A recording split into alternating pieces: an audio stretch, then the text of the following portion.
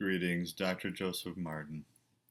Jakob Boehme, the 17th century mystic, philosopher, theologian, and scientist. Now, before I start and talk about him, I'd like to make a statement of clarity and authenticity about epistemology, the theory of knowledge, and ontology, how we know what is real and true.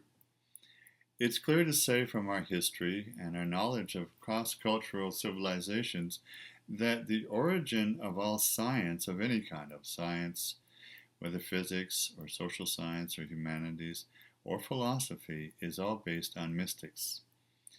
It's the different kinds of mystics throughout all time and relations that have created all science. For instance, in India, we know that the rishis grokked or gestalted, if you like, the knowledge and wisdom of the cosmos, and all the Vedas, Upanishads, the Bhagavad Gita, and other texts are brought to us through individuals in mystic traditions and individual experiences.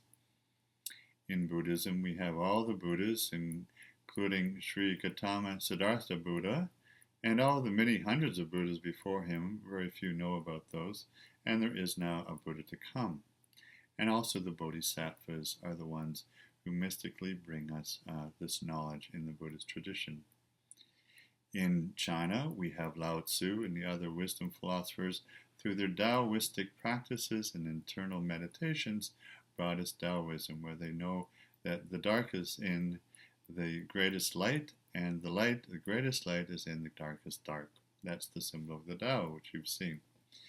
And likewise with indigenous cultures around the world, all the medicine people, the shamans, the wisdom keepers, the elders, the dream weavers, these are the ones who in their own interior mystical experiences have brought all the knowledge to all our ancestors in the indigenous peoples of the world from time immemorial for millions of years in the past. In the Jewish tradition, we have Moses and all the Old Testament prophets who brought all the wisdom in their visions directly given to them from God. And in the Christian tradition, which is what we'll be talking about here with Jakob Boehme, we will see that Jesus, the first of all the great Christs to come, and that would include all of you listening, because no matter how many lifetimes it takes, you will become a Christ, and you can take as many lifetimes or millennia or millions of years on planet Earth as you need in order to finally become a Christ yourself. Jesus says, don't you know that you're God's? And in my Father's heaven, there are many places set for you, and you can return home there anytime. Zoroastrianism, we have Zoroaster and all the fire priests who were the wisdom keepers and the magi, some of whom came to see Jesus at his birth. And in Baha'i, we have Baha'u'llah and the Bab, and those are the ones who brought the wisdom from the great beyond, the Creator. And on and on and on. We could work with the Jain tradition, the Sufi tradition, and so on. They each have their mystical prophets who brought all the spiritual science and all the other science to this world. Now, Jakob Boehme then. Okay, he was in the 17th century. 1573 he was born, and he passed into spirit again in 1624. Now, who was Jakob Boehme? Well, he was born into a Lutheran family in southern Poland in 1573, and he was the fourth of 5 children. Now, Martin Luther had started the Protestant Reformation perhaps about 100 years previous to that. And this is a time of what's called in Europe the Great Holocaust of the 30 Years' War. We like to think that in the 20th century we had the First World War in Europe and then the Second World War. But if you know your history, and I encourage you to go back in time, you'll see that Europe has been at war for thousands and thousands and thousands of years. Before the Romans, and then during the Roman period when they made an empire of all of Europe, and then at the fall of Rome in 500 AD, and all of the Dark Ages from 500 AD to about 1650 or 1700, which was the dawn of light of the Enlightenment in Italy and other places of the Christ consciousness coming back in architecture, art, philosophy, spirituality, and modern literature. Now, so this was still in the Dark Ages when Jakob Boehme was born, and the 30 Years' War was the war of all against all in terms of Europe. If you know your history again, there are 18 nations in Europe fighting for 30 years, and half of the German people were killed, and at least about a third of the people in all the other nations of Europe were killed during the 30 Years' War. And that was not just through bloodshed, but through the rats and the vermin, the bubonic plague, and famine, because all the villages were burned and destroyed and the buildings made of rubble. In fact, they say in Germany there was only one village left in the whole of Germany that was existing, and it took 80 years for the people to build the village up again there.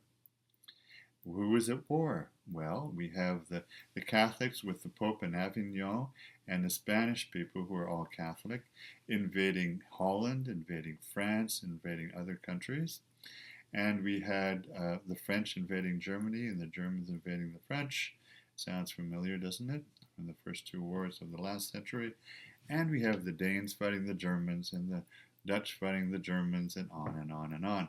Well, of all the 18 nations, they were split down the middle of who supported the Catholics and the Pope and who supported the Protestants. But it wasn't just on religious lines. There were other lines that had to do with language and culture and so on. In fact, we can say that during this time of the monarchies of the Dark Ages in all the European nations, and remember colonization was just starting where they'd killed a lot of the people in North America, Central and South America, just decimated or actually killed almost all of some of the nations were gone completely. During this time, prior to this, there was a notion in Europe that the monarchs had the right to subjugate any and all peoples and cultures of other religions and other languages. So they had the right, and this came through the papacy as well, to subjugate all the people of Europe. And this was the beginning, I think, of the struggle for nation states in Europe. And for the last 400 years, there has been a struggle for each separate nation state, whether German, Austrian, Hungarian, Czech, and Polish, and Ukrainian, and so on, to try to find their national sovereignty. Well, it's come to the point, as you know, that now it's the European Union, but still a struggle for national sovereignty.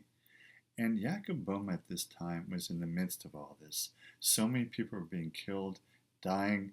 It was a hard time for everyone in that time. His father didn't have much money. There was not food to eat because the crops had been burned and infested with rats and so on. And it was a struggle to live then, just as it is for people now. As you're watching this, you're probably going through a lot of struggle yourselves. So here's the story. When Jakob Boehme was 14, he had to go and make some money and find a trade for himself. And back then, there were the craft unions of that time. So he decided he wanted to be a shoemaker. He went and he lived with a family who was a non-Christian. They took exception to him reading his Bible all the time and made fun of him and shamed him, but he did learn his trade as a shoemaker. And over the years, he actually was able to develop that and eventually buy his own shop and home. And it took him quite a few years to pay it off. I'm sure you're understanding just how challenging this can be when you're paying off your own mortgages and your businesses. Well, here he was, a struggling artist, so to speak, and a craftsperson, and meeting lots of people, healing lots of souls, and that's a bit of a metaphor there, isn't it? Because you'll come to see that he was healing souls, not just at the bottom of your feet, but in your heart as well. Now, he eventually was thrown out of his town because the Catholic priests and bishops and also the Protestant and Lutherans even thought that he was a bit too much. Well, how did he get to be like this? Well, this is what happened to him. When he was 27 in the year 1600, and imagine 27 is a bit of a young age, he was just having a bit of lunch and looking at this bowl on his table in his workshop, and he saw this beam of light come down into the bowl.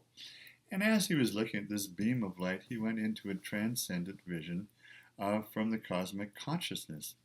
And in this beam of light, he saw the full structure of the world and how it functions. And he saw the full relationship of God to humans and individuals. He saw that God was the creator and loved humans so much and wanted to give them free will, but he also saw the struggle within humans for good and evil. And in this first vision, he saw that there was the principle of three, he called it.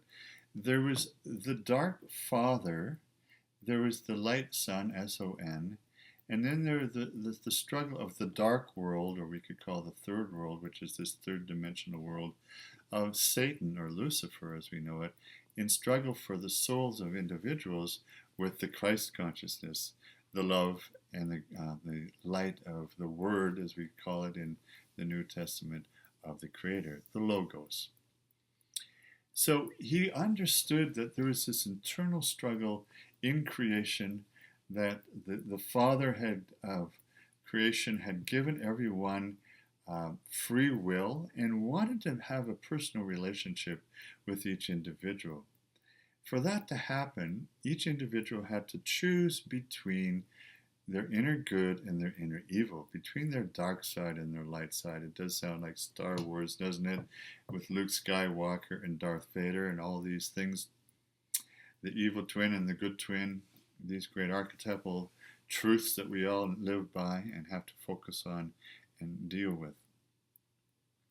Now, he said that there's a process in these three principles. Obviously, you're recognizing that this is what we call the Holy Trinity. There's God the Father, God the Son, and the Holy Spirit is the transformational process of turning evil into light through redemption. This is the key to Christology and cosmic consciousness.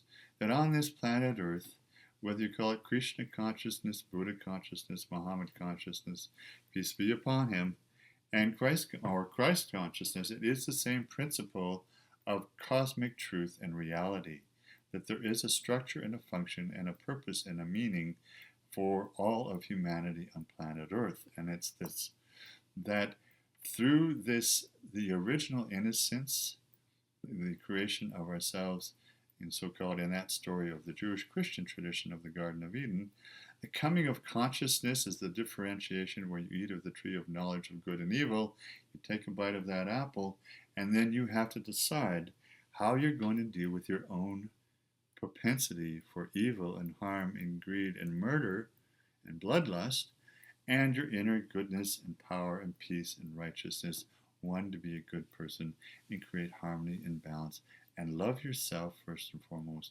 and love your neighbor, the only two great universal laws that Jesus, the first of the great Christs, gave to us here on planet Earth. And remember, most people, including Jakob Boehme and all those to come after him, of whom I'll mention soon, thought that the center point of all of history is the coming of Jesus 2,000 years ago. At that time, in order to give people a leg up, as it were, to give them a way back to Christ's consciousness and cosmic consciousness and the Father of all creation, to the unity and the peace in their mind, their heart, and their soul and spirit by reunification with the one divine truth, the Absolute. Of course, all religions and spiritual traditions have this. This is the one version that we're speaking of here, and they all lead to the one same experience. And remember, it's an experience. So it's the original oneness, the innocence, the coming to consciousness, the awareness of the good and evil inside, and then it's the transformational process through these mystical experiences that lead you through the transformation and the reunification of redemption. It's redemption, it's rebirthing, it's reprogramming, it's realignment with the one light, the Word, as we say. Well, how did this happen to him? Again, when he was 27, he just saw this in a flash, and he wrote the book Aurora, which was written in Latin and then later translated into German. And in this book, he talks about the three principles, the ones that I just mentioned. And he also talks about the law of three, which is part of the three principles, but it goes beyond that, and the law of seven. And he wrote another article called on the three principles of divine being. Now, just a little interlude here. Myself and my co-author, Dr. Miriam Sanua, have written this book, Traveling Light, and it's a process to bring you through the goodness and evil that's all part of our own nature, our divine human nature, to bring you to the goodness in your light and your love in your heart, and to show you how to process transformationally through many different modern techniques and ancient ones, how to bring yourself back to unity within the heart, mind, body, spirit, and oneness with the cosmos. So you can just let us know if that interests you. Just send a note online to this YouTube. And by the way, if you like these bits of knowledge that we're sharing with you and would like to like it online or share it with all your friends, maybe they can make more of their lives as well as you can. So back to Jakob Boehme's story. Again, as I said, the local people and the priests and pastors didn't like him. He was thrown out of his town, and he had to go farther south into Germany and set up shop there with the shoemaking, and he married and had 4 sons and 2 daughters. Then when he was 37, he had a second great cosmic conscious experience and vision. And in this one, it was even a broader expansive vision where he saw the complete structure of the whole cosmos, the whole universe, and how it functioned with the first darkness and then the coming of the light, which we call the Big Bang, and then how forever after the light and the dark play in all terms. So cosmologically, there's always the light, the galaxies moving through the darkness of the ethers of space, or Akasha as we call it. And in terms of physics, now our most advanced physics in the 21st century knows that 80% of the universe is dark energy and dark matter, and out of that comes the 20% of matter, which is made of light. And of course, this is Einstein's greatest theorem and equation in relativity and general relativity, which is E equals mc squared, or energy is matter at the speed of light. And if light is moving fast enough in a most transformational way, then it will do 2 things. It can create matter, and out of the matter, it can turn it back into light. There's this ongoing transformational set of cycles in the universe, in the physical world, planet Earth, and in our human bodies, where we come from the light, and Jakob Boehme outlines the principles about how we come from the darkness and through the light and through our etheric body, through the law of 7. We have 7 chakras, we have 7 major organs and so on, and 7 major meridians, and that the matter will focus with the light and eventually create your gross material body. This is also in alignment with Ayurvedic medicine and traditional Chinese medicine, Tibetan and Nepalese medicine, and certainly all the First Nations indigenous medicines that I've studied throughout my life. Pretty exciting stuff, isn't it? And so here's the thing then. After that second vision in 1610 at the age of 37, Jakob Boehme wrote another book which became his greatest book, and that's called The Way to Christ. It was originally in Latin and then in German, and of course now we have it in an English translation. Now, it was my personal good fortune to find this book when I was a teenager, because I'd been reading Dr. Richard Morris Buck's, that's B-U-C-K-E's, book called Cosmic Consciousness. Now, Dr. Buck was our first medical doctor psychiatrist in all of Canada back in the 1850s and 1860s, so he's a well-known historical medical figure. His son died early, and then he wanted to contact his son in the spirit world, and he was able to do so. And through that process, he gained cosmic consciousness himself. Now, he's a well-known historical figure because he was Walt Whitman's favorite and best friend, and he set up the first psychiatric institution in Canada, trying to do good. And it was a good institution, very unlike the ones that we have now in our country. So Jakob Boehme then was able to, through these visionary mystical experiences, centralize the knowledge and the wisdom and the structure of the universe and the Trinity and the law of three, and the law of seven, which then went on to pervade all science. As an individual and a mystic, and remember, he wasn't even trained, he wasn't even educated. This man had no background, there were no schools, and certainly he didn't go to college at all. This just came to him because he was open. And wouldn't it be great if all what could be or so-called scientists on earth were as open-minded as Jakob Boehme and all the other great mystics of all cultures of all time?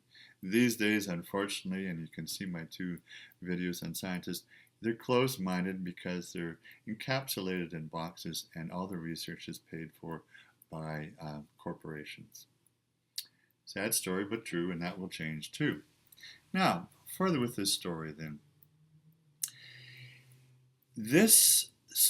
I want to share with you that the fact that in the law of three, he also said that within each human individual, we need to be really clear. The structure and the reality and the function of the human psychology is this. There is this darkness, meaning emptiness and meaninglessness in there. And Carl Jung called it the shadow, and he developed his notion of the shadow based on Jakob Boehme, which he did read. I know that for a fact. And within this darkness, there's another factor. There's a light hidden in the depths and the center of your soul or your unconscious. And that light is the original divine spark of creation that was put there in the beginning by the Creator. And this spark of light longs to go into the darkness and try to bring the light into the darkness and heal it and bring it to consciousness. Because remember, darkness is not just unconsciousnness, but it's shadow and it's our potential for evil. And if we don't go into it, we will end up creating evil and murder, like so many wars have been going on from time immemorial. How essential is this? Your health and your future as an individual depends on this, and our whole world, society, depends on a number of us doing this. Otherwise, it's game over. We can do this. There's hope and courage and strength, and have faith. Now, so that's the transformational process of the light coming into your darkness, and this is how it works. That's all in the book, The Way to Christ, which you can get online and free, download as a PDF. In this process, Jakob Boehme went a little further, and this is why the priests in the churches didn't like him. They said that, God gave man free will, and through our faith and our hope and our courage as beings, as we mature and grow psychologically and spiritually, we can actually become a God ourselves, a Christ, if you like. Now, do remember as you go through your New Testament, if you happen to be a Christian, but if you don't, go through your own traditional knowledge, wisdom base, and see that all the great spiritual masters, and here I'm particularly speaking of Jesus, said, and do you not realize that you too are gods? And that is your purpose on life is to become a God, no matter how many lifetimes it takes you. And that there are many places and realms in my Father's heaven, and I go there to prepare a place for you, and that's where you want to be. You can only do it in the third dimension. This is the only realm in which you can bring the light into the darkness and heal your karma and create redemption and transformation eternally for yourself, and bring the light of your soul back home to the one source in the Creator's heart. So obviously there were a lot of challenges in his life. They were threatening him with his life, and they of course excommunicated him and forbade him to be in the churches and in the towns where he had been born and lived. And so he was lucky enough, I guess it was guidance from Spirit, to find some patrons, some spiritually open patrons who had money, and they translated his books and his articles, of which there are many, many, into English and French and Dutch and other languages. And those are the three countries in which his works became known over the 100 years after his death in 1624 at the age of 51, as he was being stressed out because the churches were after them. They were like the Pharisees and Sadducees after Jesus. They can't stand the truth and they can't stand the light, because the darkness inside them and the power-hungry greediness for what they have with the money and the properties is overwhelming, and eventually those priests and churches and individuals, it's always into people one at a time, will, no matter how long it takes, decide that they want to become true children of God. Well, why is this so important? I'd like to suggest, and this is actually borne out by history and science, that Jakob Boehme was in fact one of the greatest scientists of all time. As I mentioned, physics and quantum mechanics and Einstein follow his theses of the three principles and the three laws. Cosmologists and astronomers do as well, and astrophysicists. Philosophers worldwide recognize that he was, in fact, Hegel was probably the greatest of the German philosophers, which we all had to study in university, called Jakob Boehme the first and the greatest German philosopher. And my other favorite German philosophers, Schopenhauer and many others as well, were able to show that in their work they were indebted to the works and the visions of Jakob Boehme. All of the great spiritual scientists, and this came about in the last 150 years, since 1875, about 350 years after his death, it became, his works were read again after a bit of the Dark Ages, as we're coming back into the Enlightenment and the Renaissance in Europe. And his books were read again by the Theosophists, the Anthroposophists, by the Rosicrucians, the Philadelphians, and by Gurdjieff and many others like Uspensky as well. And they based all their notion of the laws of three and the laws of seven on him as well, on Jakob Boehme's mystical revelations. And the transformational redemptions. Now, you're probably familiar with William Blake as well. And William Blake used everything from Jakob Boehme to come up with his great poetry, philosophy, his book on America, and all his art. Now, he's perhaps one of the most beloved, and I believe the greatest artist in the last 500 years, even apart from Michelangelo, Raphael, and Da Vinci. When you see and read all of what William Blake brought to us, you see that he has a more underlying metaphysic and philosophy than these other artists, and he was able to reproduce it in poetry and in print.